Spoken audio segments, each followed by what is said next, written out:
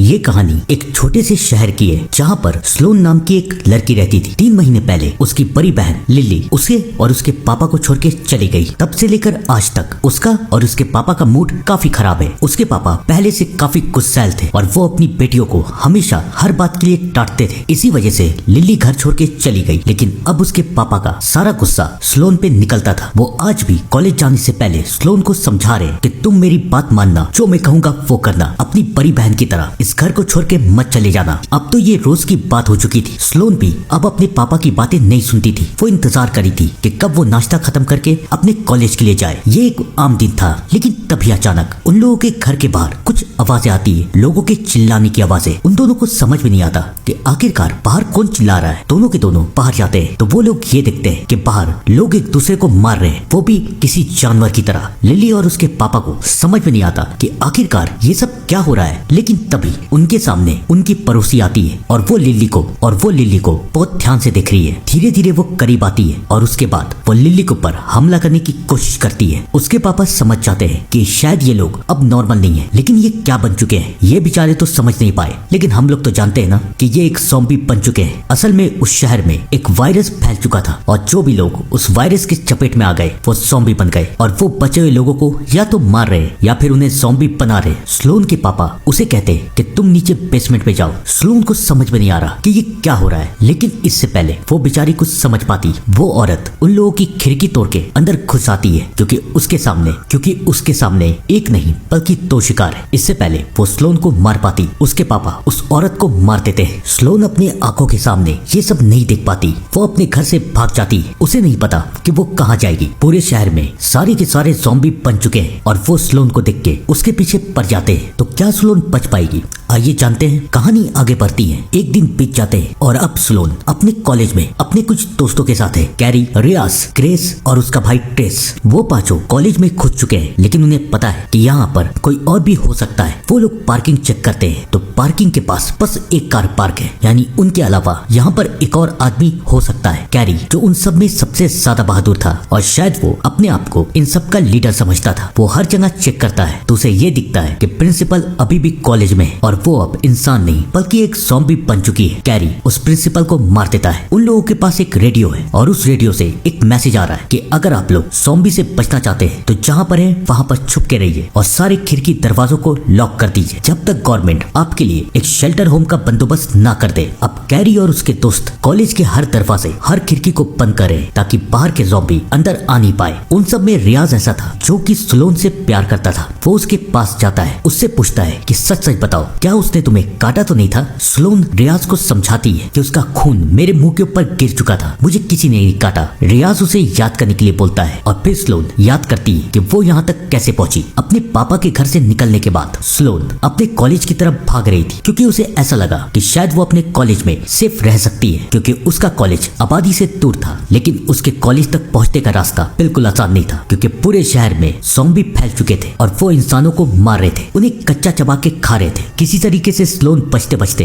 एक घर की तरफ जाती है जहाँ पर उसकी मुलाकात कैरी और रियाज से होती है। वो दोनों भी अपनी जान बचा रहे थे। अब तीनों एक साथ है। वो तीनों आगे की तरफ भागते हैं और तब उनकी नजर ग्रेस और उसके भाई ट्रेस की तरफ पड़ती है जो कि अपनी माँ जेनिफर के साथ बचने की कोशिश कर रहे हैं। अब वो लोग फैसला करते हैं कि वो लोग एक साथ रहेंगे। ज़ॉम्बी उनके ऊपर हमला करने की कोशिश करते हैं लेकिन वो लोग बचते हुए एक घर में जाके छुप जाते हैं। कैरी अपने आप को सबका लीडर मान रहा था। वो सबको समझाता है कि हमें नीचे रहना चाहिए ताकि अगर हमें कोई आता हुआ दिखे तो हम इस घर से भाग सके। लेकिन जेनिफर सबको समझाती है कि हम ऊपर रहेंगे ताकि अगर कोई नीचे से आए तो हम ऊपर वाली खिड़की से कूद के बाहर निकल सके। और इसी बात को लेके कैरी और जेनिफर में बहस होती है। जेनिफर उसे समझाती है कि जब तक मैं यहाँ हूँ मैं ही यहाँ की लीडर रहूंगी और तुम लोग वैसा ही करोगे जैसा मैं चाहूंगी। कैरी को बहुत गुस्सा आ रहा है लेकिन फिलहाल वो शांत है। कई देर बीत जाते हैं, सबको लगता है कि सब कुछ ठीक है, लेकिन अचानक उन्हें एक आहट आती है और वो लोग देखते हैं कि ज़ॉम्बी ऊपर के कमरे से अंदर आ चुके हैं। कैरी की एडवाइस बिल्कुल सही थी, उन्हें नीचे रहना चाहिए था, लेकिन अब बहुत देर हो चुकी है। वो लोग अपनी जान बचाते हुए किसी तरीके से बाहर निकलते हैं। ज़ॉम्बी उनके ऊपर हमला करते हैं, सब कुछ तो बच जाते हैं लेकिन जेनिफर बच नहीं पाती और ग्रेस और ट्रेस अपने सामने अपनी माँ को मरते हुए देखते हैं, लेकिन बेचारे कर ही क्या सकते हैं। इसी बीच जब जेनिफर भी ज़ॉम्बी बन जाती है तो वो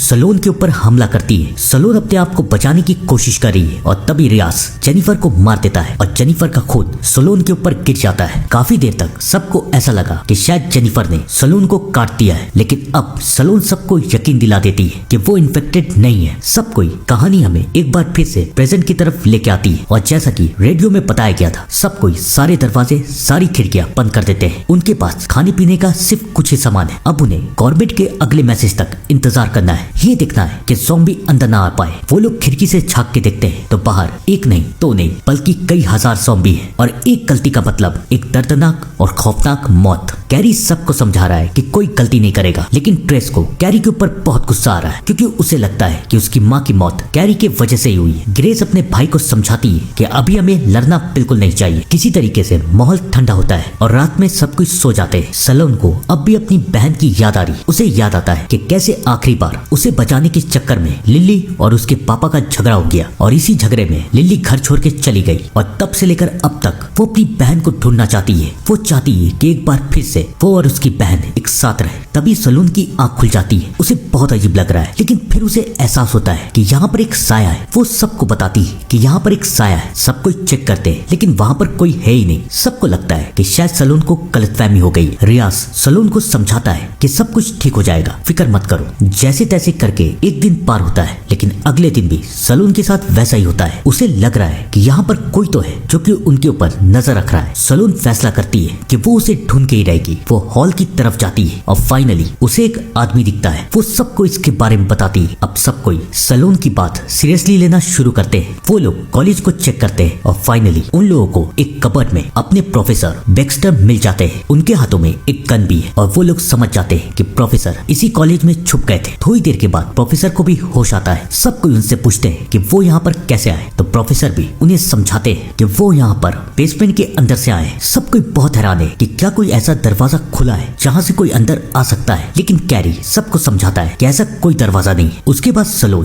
प्रोफेसर से पूछती है कि आप हर रात हमें क्यों देखते थे और अगर आपको पता था कि हम लोग यहाँ पर हैं तो आप हमारे सामने क्यों नहीं आए। प्रोफेसर उसे समझाता है कि मैं डर चुका था इसलिए मैं नहीं आया, लेकिन अब कोई बात नहीं, हम सब एक साथ हैं। मैं नहा के आता हूँ और फिर हम लोग बात करेंगे। प्रोफेसर तो वहाँ से चला गया है, लेकिन कैरी को प्रोफेसर के ऊपर शक हो रहा है कि ये हमसे छुप क्यों रहे थे। ये चाहते तो हमारे पास भी आ सकते थे, हमारे साथ रह सकते थे, ये आखिरकार हमसे क्यों छुप रहे। और तब कैरी को ये लगता है कि कहीं ऐसा तो नहीं कि इन्हें किसी ज़ॉम्बी ने काट लिया है और इन्हें यकीन है कि अगर हमें ये बात पता चल गई तो हम इन्हें भी मार देंगे, इसलिए शायद ये हमसे छुप रहे थे। प्रोफेसर के आने के बाद कैरी उनसे कहता है कि अपना हाथ दिखाइए, आप अपने हाथ को बार बार क्यों छुपा रहे। पहले तो प्रोफेसर नहीं मानता, लेकिन कैरी के काफी जिद करने के बाद फाइनली वो उसे अपना हाथ दिखाता है और सच में उसके हाथ में किसी के काटने का निशान है। अब ये देख के कैरी और बाकी सब डर जाते हैं। कैरी उनकी गन छीन लेता है और अब वो उसे मारने वाला है। ट्रेस और ग्रेस भी कैरी का साथ देते हैं और कहते हैं कि इसे मार दो, लेकिन सलोन सबको ये समझाती है कि ये हमारे प्रोफेसर अब भी हैं, हम इसे मारते नहीं, हम इन्हें यहाँ से बाहर निकाल देते हैं। सब कोई उसकी बात मान जाते हैं। वो प्रोफेसर को बाहर जाने के लिए कहते हैं। प्रोफेसर बहुत रो रहे हैं। वो सबको समझाते हैं कि तुम लोग जैसा सोच रहे हो वैसा बिल्कुल नहीं है, मुझे किसी ज़ॉम्बी ने नहीं काटा, मुझे एक इंसान ने काटा है। प्रोफेसर उन्हें बताता है कि जब मैं अपने घर से कॉलेज के लिए भाग रहा था तभी रास्ते में मेरी मुलाकात एक आदमी से हुई और हम दोनों एक दूसरे को बचाते हुए कॉलेज की तरफ आ रहे थे। लेकिन जैसा कि मैंने बताया कि बेसमेंट में एक होल खुला हुआ था, वहां से बस एक ही आदमी एक बार में अंदर जा सकता था। तो पहले मैं गया, लेकिन इससे पहले वो अंदर आ पाता वहां पर ज़ॉम्बी आ गए और उसे खींचने लगे और उसने डर के मारे मेरे हाथ पे काट दिया और मजबूरी में आके मैंने भी उसे धक्का दे दिया। यही हुआ था, मुझे किसी ज़ॉम्बी ने नहीं काटा, प्लीज मेरी बात मानो। प्रोफेसर उन्हें यकीन दिलाने की कोशिश करता है, लेकिन कोई भी प्रोफेसर की बात मान नहीं रहा। तब प्रोफेसर कहता है ठीक है मैं चला जाऊंगा, ऐसा करो कोई दरवाजा आके खोल दो, मेरे हाथ में दर्द हो रहा है। कैरी उनकी बात मान जाता है, लेकिन जैसे ही कैरी दरवाजा खोलने जाता है प्रोफेसर कैरी के हाथ में काट लेते हैं और फिर वो हंसने लगते हैं कि अगर तुम लोगों को लगता है कि मैं ज़ॉम्बी हूँ तब कैरी भी ज़ॉम्बी जरूर बनेगा। कैरी को बहुत गुस्सा आता है, वो प्रोफेसर को निकाल देता है, लेकिन अब ट्रेस चिल्लाता है कि अगर प्रोफेसर ज़ॉम्बी है तो कैरी भी ज़ॉम्बी होगा ही, या तो हम इसे मारेंगे या तो हम इसे बाहर निकाल देंगे। लेकिन ग्रेस ट्रेस को समझाती है कि कैरी हमारा दोस्त है, हम उसके साथ चांस ले सकते हैं। रियाज सबको यकीन दिलाता है कि कैरी ज़ॉम्बी नहीं बन रहा। सलोन को भी समझ में नहीं आता कि रियाज इतने यकीन के साथ कैसे कह सकता है, लेकिन सावधानी के लिए कैरी को लैब में बंद कर दिया जाता है ताकि कुछ देर तक उसके ऊपर नजर रखी जा सके। सलोन रियाज से पूछती है कि तुम्हें तक कैसे यकीन है कि कैरी ज़ॉम्बी नहीं बनेगा? तब रियाज उसे अपनी कहानी सुनाता है कि उसके आंखों के सामने उसके मम्मी और पापा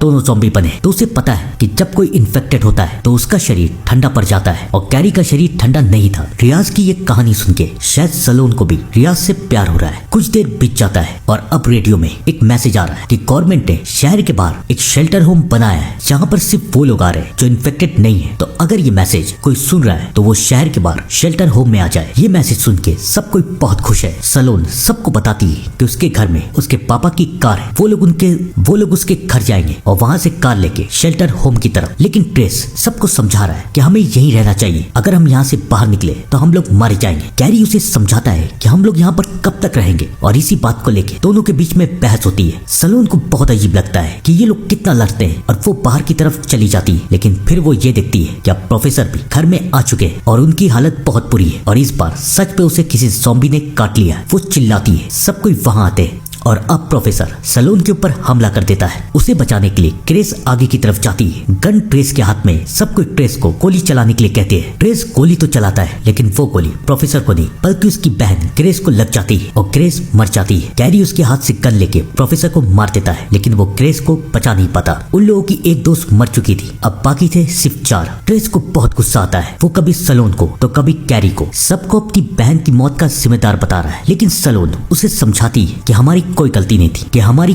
नहीं थी। लेकिन अब ट्रेस के पास ना उसकी माँ थी ना उसकी बहन और अब उसे जिंदा नहीं रहना था। वो सबसे माफी मांगता है और अपने आप को मार देता है। अब बचे थे बस 3, रियाज, कैरी और सलोन और वो तीनों फैसला करते हैं कि वो शेल्टर होम तक जरूर जाएंगे। लेकिन वो पहुंचेंगे कैसे क्योंकि बाहर तो कई सारे ज़ॉम्बी हैं। और तब कैरी ये फैसला करता है कि वो कुर्बानी देगा। वो उन दोनों को समझाता है कि मैं ज़ॉम्बी को डिस्ट्रैक्ट करते हुए यहाँ से लेके जाऊंगा और तुम लोग यहाँ से बाहर निकल जाना। वो दोनों उसे रोकने की कोशिश करते हैं लेकिन कैरी रुकता नहीं। कैरी सारे ज़ॉम्बी को डिस्ट्रैक्ट करते हुए वहां से भाग जाता है और सारे ज़ॉम्बी उसके पीछे। और मजबूरी में रियाज और सलोन शहर की तरफ भागते हैं। किसी तरीके से वो बचते बचाते हुए सलोन के घर पहुंचने की कोशिश कर रहे हैं लेकिन रास्ते में उन्हें कई सारे ज़ॉम्बी मिल जाते हैं। वो बचने के लिए एक घर में जाके छुपते हैं लेकिन बेचारी सलोन को पता नहीं था कि ये वही घर है जहाँ पर लिली रहती है। फाइनली उसके सामने उसकी बहन लिली आ जाती है लेकिन अब लिली भी ज़ॉम्बी बन चुकी है। सलोन तो उसे मार नहीं पाती लेकिन रियाज उसे मार देता है। अब सलोन की जिंदगी से सब कुछ खत्म हो चुका था लेकिन रियाज उसे समझाता है कि सब कुछ ठीक हो जाएगा। आखिरकार उन लोगों को कार मिलती है और अब वो लोग इस शहर से निकल रहे हैं। लेकिन इस बात की क्या गारंटी है कि वो शेल्टर होम सेफ है? और क्या हुआ कैरी के साथ? मुझे लगता है कि इसका जवाब पार्ट 2 में जरूर मिलेगा। आपको क्या लगता है कि इस कहानी का पार्ट 2 आना चाहिए? कमेंट में जरूर बताइएगा। तब तक के लिए thank you and good bye.